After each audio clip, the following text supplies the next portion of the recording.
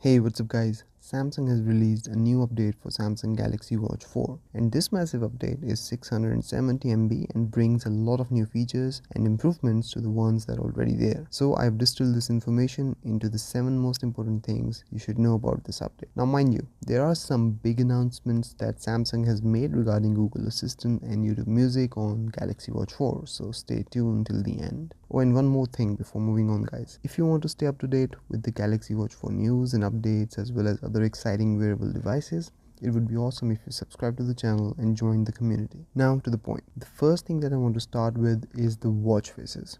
This is something that Samsung loves to do. Every update they will add one or two watch faces or tweak something and then leave the users to find out which watch faces they have actually added and which ones they have updated. And this is exactly what they have done this time as well. The live wallpaper watch face has been updated with the Galaxy S22 live wallpapers only. Then the update also says new watch faces have been added, when in reality, and after going over the whole library of watch faces several times, I realized only one new watch face has been added and the rest they have updated the already existing ones with new colors, clock fonts and customizations. However, still, if you got multiple new watch faces in your update, do share it with the Galaxy Watch 4 community in the comments below. Moving on, Samsung has added a ton of new fitness features in this update. There's a lot to talk about here, so I will get going. Your Galaxy Watch 4 will now provide you with the moisture loss information after you have had a session of outdoor running exercises, so you can rehydrate yourself better. Interval training is now available for running and cycling exercises, so you can preset the duration,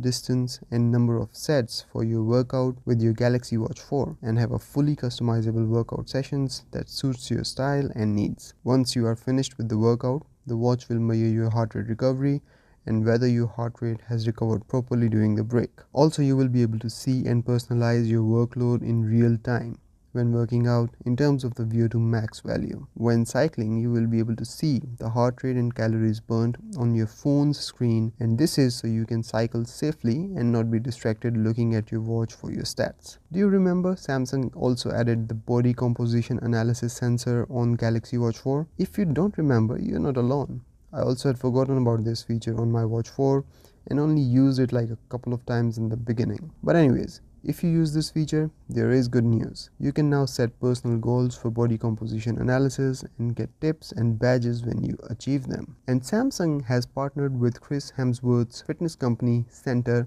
that will be providing with the tips and insights regarding your body composition analysis results. In addition, Galaxy Watch 4 users will also get the 30-day free trial to Center. I've not seen this update in Samsung Health up till now, but if you have, let us know in the comments. Next up, there is now a new sleep coaching program in place that will help you develop better sleeping habits and get a good night's sleep. This is how it exactly works. The watch will track your sleep pattern over a period of 2 weeks, and after you complete 2 sleep-related surveys, the program will assign you one of 8 sleep symbol animals representing your sleep type. Like I got this unconcerned lion for myself and my sleep pattern. Then you can go through a 4 to 5 week coaching program that includes missions, checklists, sleep-related articles, guided meditations and regular reports so you can improve your sleep quality. Another smart feature added is that once your Galaxy Watch 4 detects that you are asleep, it will turn off any SmartThings control lights to help create better sleeping conditions. Now that is really smart and another attempt from another big shot company to try and lock you in their ecosystem by yet another hook. Moving on, you can now wear Galaxy Watch 4 on either wrists, and the best part is that you can change the orientation of the buttons according to the wrist. This can be set up by going in settings, then in general, scroll down to find orientation, and here you can select the wrist side and the position of the keys accordingly. And now to some big announcements. One of the reasons Samsung collaborated with Google for Wear OS was to get more higher quality apps on Galaxy watches, and we are now getting to fruition of this union. In their press release, Samsung has stated that in coming months, users will be able to stream music on YouTube Music app on their Galaxy Watch 4 or Wi-Fi and LTE. So now if you want to go out on a run or work out with just your watch,